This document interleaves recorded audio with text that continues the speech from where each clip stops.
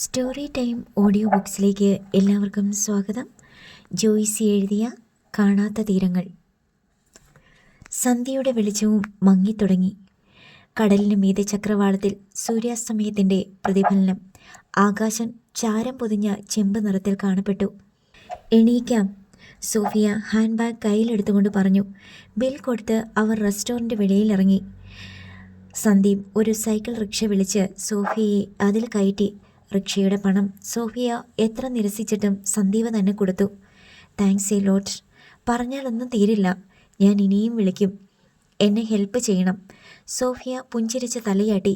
സന്ദീപ് വലത് കൈയുടെ തള്ളവിരൽ ഉയർത്തിക്കാട്ടി. റിക്ഷ പോകുന്നത് നോക്കിക്കൊണ്ട് കിഷോർ കൈവീശി. ഓരോ കണ്ടുമുട്ടലുകളെ ഇങ്ങനെ വല്ലതും വിചാരിച്ചതാണോ നമ്മൾ? കിഷോർ പറഞ്ഞു. ഇല്ല, ഞാൻ വിചാരിച്ചില്ല നീ ഇത്രയും സാമർത്ഥ്യക്കാരനാണെന്ന്. ഞാനെന്താ സാമർത്ഥ്യം കാണിച്ചത്? ആ സോഫിയുടെ അടുത്ത് ഷൈൻ ചെയ്യാനുള്ള നിന്റെ മെണമെണപ്പ്. സ്വന്തം ചേട്ടൻ അടുത്തിരിപ്പുണ്ടെന്ന ചിന്ത പോലും ഇല്ലാതെ. ഹാ, ഇത് നമ്മുടെ തറവാടും വീടും ഒന്നും അല്ലല്ലോ. കേരളമേ അല്ല, പോണ്ടിച്ചേരി. നമുക്കൊരു ഫ്രീഡം കിട്ടിയതല്ലേ. അവൾക്ക് മനസ്സിലായി നീ ഒരു കൊത്തിട്ട് നോക്കിയതാണെന്ന്. മനസ്സിലാവണം, അതാ ഞാൻ ഉദ്ദേശിച്ചത്. ഞാൻ ഓർത്തു നീ കുളമാക്കുമെന്ന്. എന്നെ ഒന്ന് സപ്പോർട്ട് ചെയ്യണ്ടേ? അതിനു പകരം ചുമ്മാ മിണ്ടാതിരിക്കുക. എനിക്ക് എന്നെപ്പറ്റി പറയുന്നതിന് ഒരു പരിധിയില്ലേ? അല്ല, ഞാനൊന്ന് ചോദിച്ചോട്ടെ, നിനക്ക് സ്വന്തം നാട്ടിൽ ആ എറണാകുളത്ത് ആരെയും കിട്ടിയില്ലേ? അതിനെപ്പറ്റി വലിയ വാചകമൊന്നും പറയണ്ട. എൻ്റെ കൺമുന്നിൽ ഉണ്ടായിരുന്നതിനെയല്ലേ ഹരിപ്പാട്ടെന്ന് ഒരുത്തൻ വന്ന് അടിച്ചു മാറ്റിയത്. സന്ദീപ് അത് കേട്ട് പൊട്ടിച്ചിരിച്ചു. നിനക്കെന്താ സോഫിയോട് പ്രേമം തോന്നിയോ? പ്രേമിച്ചാലെന്താ? എനിക്ക് വല്ലപ്പോഴും പോണ്ടിച്ചേരിയിൽ വന്ന് പോകാമല്ലോ. കാണാൻ, മിണ്ടാൻ, പ്രേമിക്കാൻ.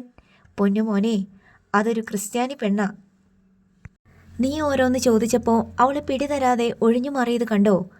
ക്രിസ്ത്യാനി പെണ്ണുങ്ങളെല്ലാം ഒഴിഞ്ഞു മാറണമെന്ന് എവിടെയെങ്കിലും നിയമമുണ്ടോ? കിഷോറിന് ചുണ്ടി വന്നു. അങ്ങനല്ലടാ, അവൾക്ക് ഒരുപാട് പ്രാരാബ്ധങ്ങൾ കാണും. പ്രേമിക്കാൻ ആരെയും കിട്ടാഞ്ഞിട്ടാണോ അവൾക്കൊരു ലവർ ഇല്ലാത്തത്? ഒരിക്കലുമല്ല. അത്രയും സുന്ദരിയായ ഒരു പെണ്ണിനെ പ്രേമിക്കാൻ ഒരുപാട് പേര് ട്രൈ ചെയ്തിട്ടുണ്ടായിരിക്കും.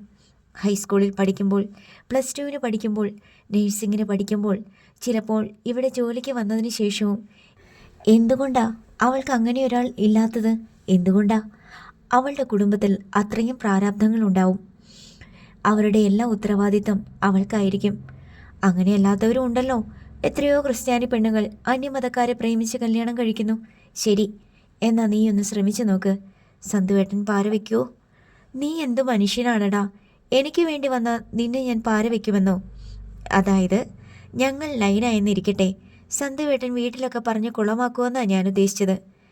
ഞാൻ നിനക്ക് സപ്പോർട്ട് ചെയ്യത്തേയുള്ളൂ. ആദ്യം നീ അവളുടെ മനസ്സിൽ കയറാൻ നോക്ക്. നമ്മൾ എന്നാ തിരിച്ചു പോണേ? അതിന് സമയമെടുക്കും. കുറച്ച് നീണ്ടാലും കുഴപ്പമില്ല കേട്ടോ.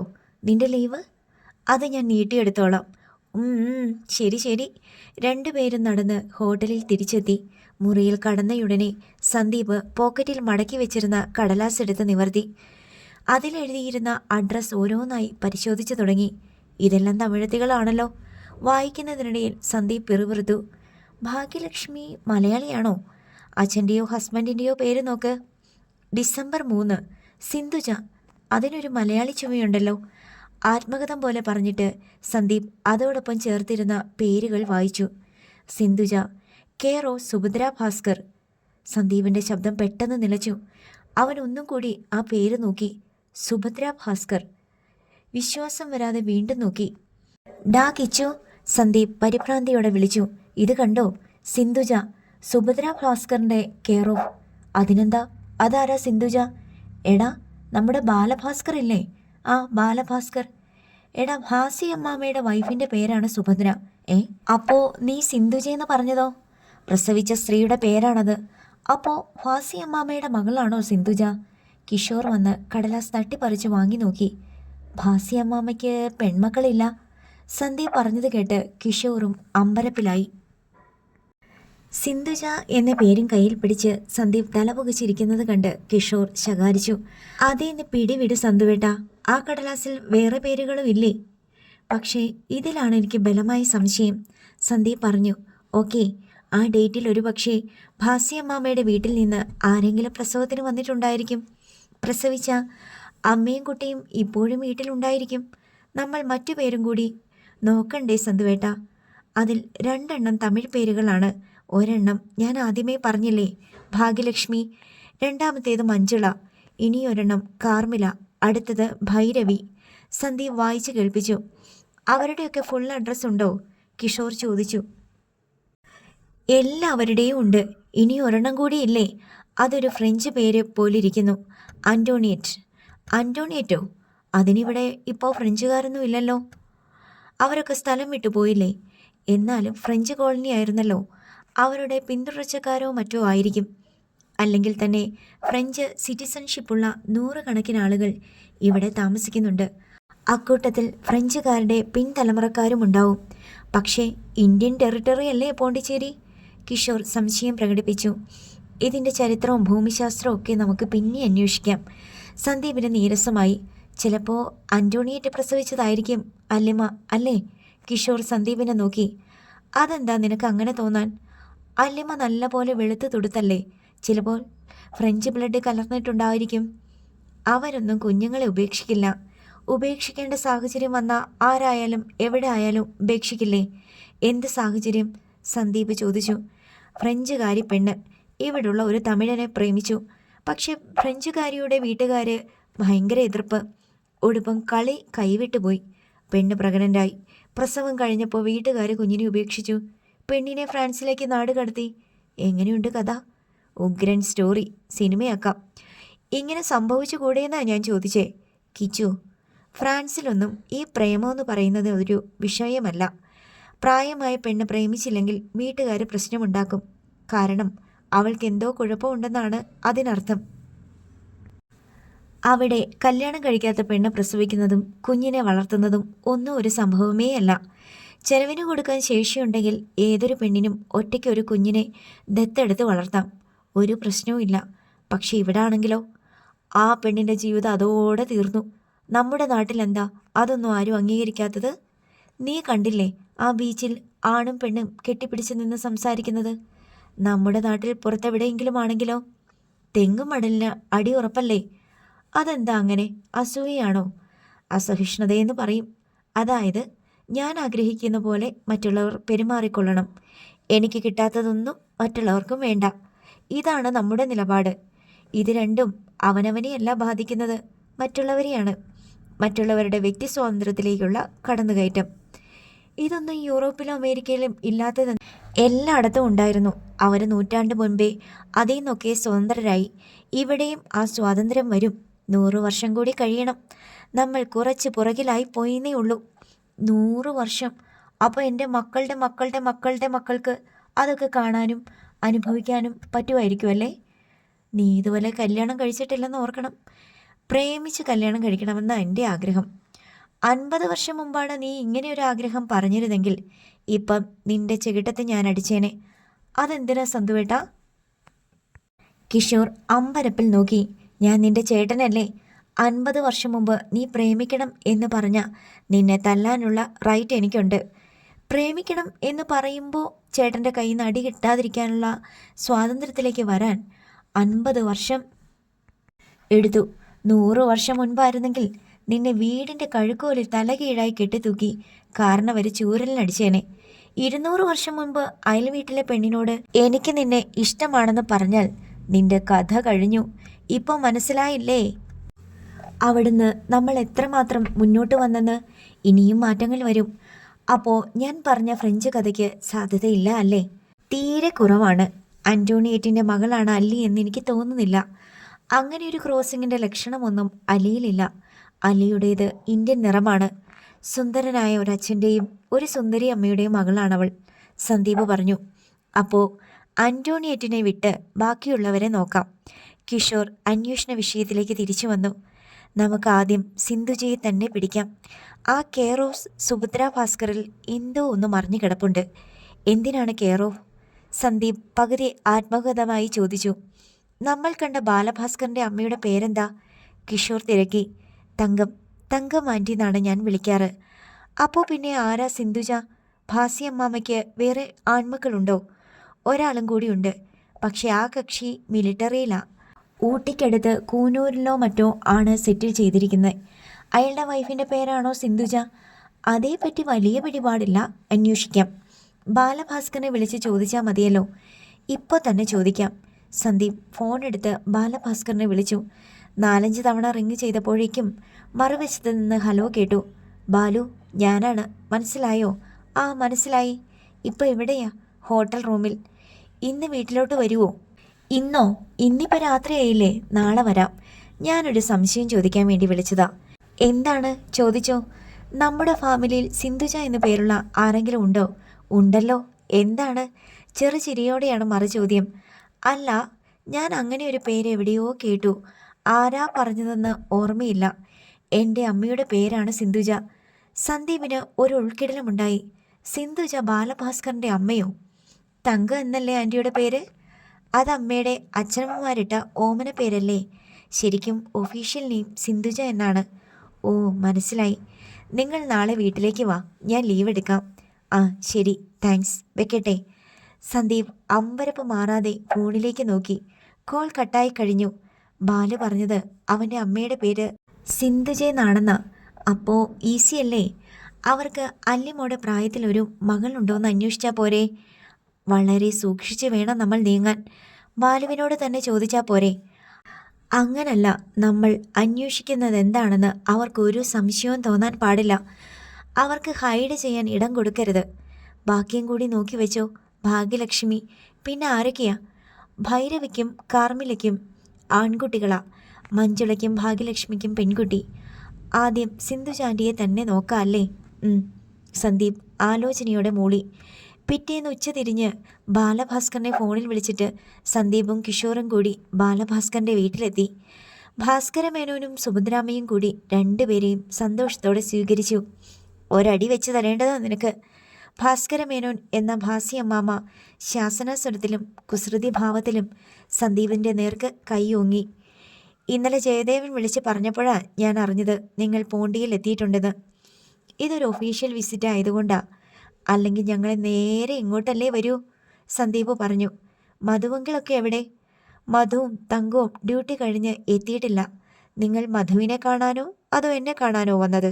പരിഭവം കലർന്ന സ്വരത്തിലാണ് ചോദ്യം. എല്ലാവരെയും കാണാൻ. ഭാസി അമ്മാമ്മയെ 100 തവണ കാണാൻ. വേണ്ട വേണ്ട, അത്രയ്ക്കൊന്നും കൂട്ടിയിടണ്ട, ഭാസ്കരമേനോൻ ചെറുചിരിയോടെ പറഞ്ഞു. 4 മണി കഴിഞ്ഞപ്പോൾ സ്കൂട്ടിയിൽ ഒരു പെൺകുട്ടി എത്തിച്ചേർന്നു. ഏതോ സ്കൂളിൻ്റെ യൂണിഫോം ധരിച്ച യൗവനയുക്തയായ പെൺകുട്ടി. അവൾ സ്കൂട്ടി സ്റ്റാൻഡിൽ വെച്ചു. മധുവങ്കിളിൻ്റെ മകളാണല്ലേ? കിഷോർ സന്ദീപിനോട് അടക്കം ചോദിച്ചു. സന്ദീപ് മൂളി. പെൺകുട്ടി ലിവിംഗ് റൂമിലേക്ക് സ്കൂൾ ബാഗുമേന്തി കയറി വന്നു. സെറ്റിയിലിരുന്ന യുവാക്കളെ അതിശയത്തോടെ നോക്കി. സന്ദീപിനെ തിരിച്ചറിഞ്ഞതും അവളുടെ മിഴികളിൽ അത്ഭുതം വിരിഞ്ഞു. ഹായ് അങ്കിളെ, ഇതെപ്പോഴാ വന്നേ? അങ്കിളല്ലടി, ഏട്ടൻ. കഴിഞ്ഞ തവണ വന്നപ്പോഴും ഞാൻ പറഞ്ഞതല്ലേ നിന്നോട്. അങ്കിളിപ്പോൾ ഗ്രാൻഡ് പായെ ഭാസിയമ്മാമെന്ന് വിളിക്കുന്നതോ? നിന്നെക്കൊണ്ട് തോറ്റു. നീ ഇപ്പോൾ എവിടെ എത്തി? വീട്ടിലെത്തി. നീ പഠിക്കുന്ന ക്ലാസ്സിൻ്റെ കാര്യമാണ് ചോദിച്ചത്. അയ്യോ കഷ്ടം, ഹയർ സെക്കൻഡറിയിൽ അങ്കിളെ. സോറി സന്ധ്യവേട്ട, +1. ഏതാ സ്കൂൾ? കഴിഞ്ഞ തവണയും ഞാൻ പറഞ്ഞതാ, സെൻറ്റ് ജോസഫ് ക്ലൂണി ലാസ്പെറ്റ്. ക്ലൂണി? അവർക്ക് സ്കൂളും ഉണ്ടോ? എല്ലാം ഉണ്ട്. ഹോസ്പിറ്റലും സ്കൂളും ഹോസ്റ്റലും കോൺവെൻറ്റും മോണ്ടിസോറിയും എല്ലാം. ഇതാരാ അങ്കിളെ? സോറി ഏട്ടാ, കൂടെ എൻ്റെ കസിനാണ് കിഷോർ. ഹായ്, നമ്മൾ ഫസ്റ്റ് ടൈമല്ലേ കാണുന്നേ? Nice to meet you. എന്നാലേ അങ്കിളെ, അല്ല സോറി ഏട്ടാ, ഈ വിസിറ്റ് ഭയങ്കര സർപ്രൈസാണ് കേട്ടോ. നീ പോയി ഡ്രസ്സൊക്കെ മാറി കാപ്പിയോ ചായയോ ഒക്കെ കുടിച്ചിട്ട് വാ. ഓക്കെ, ഇന്ന് പോണില്ലല്ലോ. എല്ലാവരും കൂടി നിർബന്ധിച്ചാൽ ഇവിടെ ചിലപ്പോൾ നിന്ന് പോയേക്കും. അത് ഞങ്ങളേറ്റു. Thank you.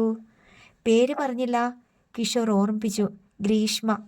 പറഞ്ഞിട്ട് അവൾ അകത്തേക്ക് പോയി. പിറകെ സുഭദ്രാമ്മയും പോയി. ഇത് സിന്ധുജയുടെ മോളാണെങ്കിൽ നമ്മൾ ഹോസ്പിറ്റലിൽ നിന്ന് കുറിച്ചെടുത്തത് കൃത്യമാണല്ലോ. അവർ പ്രസവിച്ച കുട്ടി ഇവിടെയുണ്ട്. കിഷോർ സന്ദീപിൻ്റെ ചെവിയിൽ അടക്കം പറഞ്ഞു. ഇതല്ലടാ, ഇത് +1 അല്ലേ, കൂടിയാൽ 17 വയസ്സ്. നമ്മുടെ കക്ഷിക്ക് വയസ്സ് 22 തികയാൻ പോണു. സന്ദീപ് എന്തെങ്കിലും പറയും മുമ്പേ മധുമോഹനും ഭാര്യ തങ്കവും കൂടി കാറിൽ വന്നു ചേർന്നു. മധുമോഹനൻ സന്ദീപിനോട് പരിഭവം പറഞ്ഞു. സന്ദീപ് കിഷോറിനെ അവർക്ക് പരിചയപ്പെടുത്തി കൊടുത്തു. ഇവൻ ഉള്ളതുകൊണ്ടാ, ഇല്ലെങ്കിൽ ഞാൻ ഇങ്ങോട്ട് തന്നെ വന്നേനെ. തങ്കത്തിൻ്റെ നേർക്ക് ഇടം കണ്ണിട്ട് നോക്കുന്നുണ്ടായിരുന്നു കിഷോർ. അപ്പോൾ ഇതാണ് സിന്ധുജ. പക്ഷേ ഇവർക്ക് പ്രസവിച്ച കുഞ്ഞിനെ ഉപേക്ഷിക്കേണ്ട കാര്യമെന്ത്? ഭർത്താവ്, വീട്, കാർ, ജോലി എല്ലാം ഉണ്ട്. മൂത്ത മകന് തന്നേക്കാൾ പ്രായമുണ്ട്. അടുത്തത് അലിമയായിരുന്നിരിക്കണം. പക്ഷേ ഒരു മകനുണ്ടായ ശേഷം ജനിച്ച മകളെ ഉപേക്ഷിക്കാൻ ഒരു ന്യായവും കാണുന്നില്ല. കിഷോറിന് ഒരെത്തും പിടിയും കിട്ടുന്നില്ലായിരുന്നു. കുറച്ചു കഴിഞ്ഞപ്പോൾ ബാലഭാസ്കറും വന്നു ചേർന്നു. നല്ലയാളാണ് ഇന്ന് ലീവ് എടുക്കാമെന്ന് പറഞ്ഞിട്ട്, സന്ദീപ് പരിഭവം പറഞ്ഞു. ലീവ് എടുക്കാമെന്നാ കരുതിയത്. പക്ഷേ സ്റ്റേഷനിൽ ചെന്നപ്പോൾ വേറെ 2 പേർ ലീവ്. ഞാനും കൂടി മാറിയാൽ പ്രശ്നമാകും. പിന്നെ നിങ്ങൾ എത്തുമ്പോഴേക്കും വന്നാൽ മതിയല്ലോ എന്ന് വിചാരിച്ചു, ബാലഭാസ്കർ പറഞ്ഞു. കിഷോറും സന്ദീപും ക്രമേണ ആ ഗ്രഹാന്തരീക്ഷവുമായി ഇണങ്ങി. ഇടയ്ക്കൊരവസരം കിട്ടിയപ്പോൾ കിഷോർ സന്ദീപിനോട് രഹസ്യമായി ചോദിച്ചു, സിന്ധുജിയുടെ ഡെലിവറി 96 ഡിസംബറിൽ നടന്നിട്ടുണ്ടെങ്കിൽ ഇവരുപേക്ഷിച്ച കുട്ടി തന്നെയാണ് അല്ലിമ അല്ലേ? മണ്ടത്തരം പറയാതെ. ഇവർക്ക് ഉപേക്ഷിക്കേണ്ട കാര്യമില്ലല്ലോ. പക്ഷേ ഹോസ്പിറ്റൽ രജിസ്റ്ററിൽ നമുക്ക് നോക്കാം. Please wait. 2 പേരും ലിവിംഗ് റൂമിൽ ചെന്നപ്പോൾ ബാലഭാസ്കർ സന്തോഷത്തോടെ പറഞ്ഞു, ഒരു സർപ്രൈസ്. വീണ ഇങ്ങോട്ട് തിരിച്ചിട്ടുണ്ട് ചെന്നൈയിൽ നിന്ന്. വീണയോ? അതാരാ? സന്ദീപ് ചോദിച്ചു. വീണയെ അറിയില്ലേ? എൻ്റെ നേരെ ഇളയ അനുജത്തി. സന്ദീപ് കഴിഞ്ഞ തവണ വന്നപ്പോൾ. ഇല്ല, അങ്ങനൊരാളെ കണ്ടില്ല. ഓ സോറി. അവളന്ന് പഠിച്ചുകൊണ്ടിരിക്കുക. ചെന്നൈയിലാ. അന്ന് ഡിഗ്രി, ഇന്ന് പോസ്റ്റ് ഗ്രാജുവേഷൻ, ബാലഭാസ്കർ പറഞ്ഞു. പക്ഷേ പറഞ്ഞിട്ടുണ്ടായിരിക്കുമല്ലോ. ഉണ്ടായിരിക്കും, ഞാൻ മറന്നതാകാനാണ് സാധ്യത. ചെന്നൈയിൽ നിന്ന് എങ്ങനെ വരും? By bus. അവൾ 4 മണിക്ക് കയറി. സൂപ്പർഫാസ്റ്റ് അല്ലേ? 7-7:30 എത്തും. അത്രേ ദൂരമുള്ളോ ഇവിടുന്ന് ചെന്നൈക്ക്? 150 കിലോമീറ്റർ. നല്ല ഹൈവേ അല്ലേ? ഓക്കേ. പോസ്റ്റ് ഗ്രാജുവേഷൻ എന്ന് പറയുമ്പോൾ വീണയ്ക്കിപ്പോൾ എത്ര പ്രായം വരും? 21 22? സന്ദീപ് ചോദിച്ചു. 22 തികഞ്ഞിട്ടില്ല, ബാലഭാസ്കർ പറഞ്ഞു. സന്ദീപിൻ്റെ പ്രതീക്ഷയിട്ടു. കിഷോറിനെ ഒറ്റയ്ക്ക് കിട്ടിയപ്പോൾ അവൻ പറഞ്ഞു, ഇന്നത്തെ വരവ് വെറുതെയായി. എനിക്ക് തോന്നി. ഹോസ്പിറ്റൽ രജിസ്റ്ററിലുള്ളത് ശരിയാണ്. സിന്ധുജ എന്ന പേരും പ്രസവവും എല്ലാം കറക്റ്റ്. ആ മോളാണ് ചെന്നൈയിൽ നിന്ന് ഇങ്ങോട്ട് വന്നുകൊണ്ടിരിക്കുന്നത്. അപ്പോൾ ഇവിടെ തപ്പിയിട്ട് കാര്യമില്ല. വെറുതെ ഒരു ദിവസം പോയി. ബാലഭാസ്കർ വീണ്ടും അവരുടെ അടുത്ത് വന്നു. നിങ്ങൾ വന്നത് നമുക്കൊന്ന് സെലിബ്രേറ്റ് ചെയ്യണ്ടേ? അയ്യോ, ഭാസ്യമ്മാമ, പിന്നെ മധുവങ്കിൾ. അച്ഛൻ അറിയണ്ട. ഗ്രാൻഡ് പായ്ക്ക് ഒരു ലാർജ് കൊടുത്താൽ സന്തോഷം. നമുക്ക് പുള്ളിക്കാരൻ്റെ റൂമിൽ ഒളിച്ചുകൂടാം. ഭാസ്യമ്മാമ കോപ്പറേറ്റ് ചെയ്യുമോ? പിന്നെ. ബാലഭാസ്കർ കണ്ണിറുക്കി കാട്ടി. വീണ ഭാസ്കർ എത്തിയപ്പോൾ 8 മണിയായി. ജീൻസും ടോപ്പും ഒക്കെയായി അലസമട്ടിൽ നടന്നു വന്ന സുന്ദരിയെ കിഷോർ കണ്ണിമയ്ക്കാതെ നോക്കി. ആരും പരിചയപ്പെടുത്താതെ അവൾ നേരെ വന്ന് സന്ദീപിനും കിഷോറിനും ഷേക്ക് ഹാൻഡ് നൽകി. ഹായ് സന്ദീപേട്ടൻ. ഹായ് കിഷോർ ചേട്ടൻ. എല്ലാം ബൈഹാർട്ടാക്കി വെച്ചിരിക്കുകയാണോ? ബാലുവേട്ടൻ ഫോണിൽ വിളിച്ച് പറഞ്ഞു തന്നു. ഫോട്ടോസും സെൻഡ് ചെയ്തു. So very easy to recognise. പോണ്ടിയിൽ വന്നിട്ട് 2 ദിവസമായില്ലേ? അതെ. സുഖമല്ലേ? അതെ, താങ്ക് യു. എങ്ങനെയുണ്ടായിരുന്നു ചെന്നൈ ടു പോണ്ടിച്ചേരി? ബോറടിച്ചോ? No no no. മൊബൈലുണ്ടായിരുന്നല്ലോ കയ്യിൽ, പിന്നെ കുറച്ചുറങ്ങി. ഞാനിതൊക്കെ ചേഞ്ച് ചെയ്ത് ഫ്രഷായിട്ട് വരാവേ. വീണ അകത്തേക്ക് പോയി. സന്ദീപും കിഷോറും കൂടി 2ാം നിലയുടെ ടെറസിൽ പോയി നിന്ന് പോണ്ടിച്ചേരി നഗരത്തിൻ്റെ രാത്രി ഭംഗി ആസ്വദിച്ചു. കടൽക്കാറ്റ് വീശിയെത്തുന്നുണ്ടായിരുന്നു. ആലക്തിക ദീപാലങ്കാരങ്ങൾ നഗരത്തെ പ്രഭാപൂരിതമാക്കി. നിങ്ങൾ ഇവിടെ വന്ന് നിൽക്കുവാണോ? വേഷം മാറി ചുരിദാർ ധരിച്ച് വീണ അവിടേക്ക് വന്നു. ഞാൻ കഴിഞ്ഞ തവണ വന്നപ്പോൾ വീണ ഇവിടെ ഇല്ലായിരുന്നല്ലോ, സന്ദീപ് ചോദിച്ചു. ഇല്ല, ഞാൻ ചെന്നൈയിലായിരുന്നു. ഫസ്റ്റ് ടൈമാണ് നമ്മൾ കാണുന്നത്, വീണ പറഞ്ഞു. എന്നാലും വീണയുടെ കുറച്ച് ഡീറ്റെയിൽസൊക്കെ എനിക്കറിയാം. ഏയ്, എന്തറിയാം? പറയൂ. ഡേറ്റ് ഓഫ് ബർത്ത് പറയട്ടെ. 1996 ഡിസംബർ 3. തെറ്റി, ഇയർ കറക്റ്റാണ്. ബട്ട് ഞാൻ നവംബർ 13 ജനിച്ചത്. സന്ദീപ് ഒന്ന് അമ്പരന്നു. കിഷോറിനെ നോക്കി. കിഷോറിൻ്റെ മുഖത്തും അങ്കലാപ്പ് ദൃശ്യമായി. ക്ലൂണി ഹോസ്പിറ്റലിൽ വെച്ചല്ലേ ആൻറ്റി വീണയെ പ്രസവിച്ചത്? സന്ദീപ് വീണ്ടും ചോദിച്ചു. നോ നോ നോ, അതും തെറ്റി. ജിസ്മറിൽ വെച്ചായിരുന്നു ഡെലിവറി. ജിസ്മർ? Yeah, Jawaharlal institute of post graduate medical education and research, women and children's hospital. ഇത്തവണ സന്ദീപ് ശരിക്കും കുഴപ്പത്തിലായി. ജാഗ്രത. അവൻ തൻ്റെ മനസ്സിനോട് മന്ത്രിച്ചു. ഇവിടെ എന്തോ തിരിമറി നടന്നിട്ടുണ്ട്. കിഷോർ വീണയോട് എന്തോ പറയാൻ ഭാവിക്കുകയായിരുന്നു. സന്ദീപ് ചെറുതായി കണ്ണടച്ചു കാട്ടി. അതോടെ കിഷോർ പറയാൻ ഉദ്ദേശിച്ചത് വിഴുങ്ങി. എന്തോ പറയാൻ വന്നല്ലോ, എന്താ? വീണ കിഷോറിനോട് തിരക്കി. ഏയ് ഒന്നുമില്ല, ഞാൻ വേറെ ഏതാണ്ട് ചോദിക്കാൻ വന്നതാ, വിട്ടുപോയി. വേറെ എന്താ? വിട്ടുപോകാനുള്ള ടൈം കിട്ടിയില്ലല്ലോ. ആ, ഇപ്പോൾ ഓർത്തു. ഈ പറഞ്ഞ ജിപ്മർ ഹോസ്പിറ്റൽ എവിടെയാ? ഇവിടുന്ന് കുറച്ച് പോണം. ഇവിടുത്തെ മെഡിക്കൽ കോളേജാണ്. സന്ദീപേട്ടൻ എന്താ ചോദിച്ചേ? എന്നെ അമ്മ ക്ലൂണി ഹോസ്പിറ്റലിൽ വെച്ചാണോ ഡെലിവറി നടത്തിയതെന്ന് ആരെങ്കിലും പറഞ്ഞോ? പറയാൻ സാധ്യതയില്ലല്ലോ.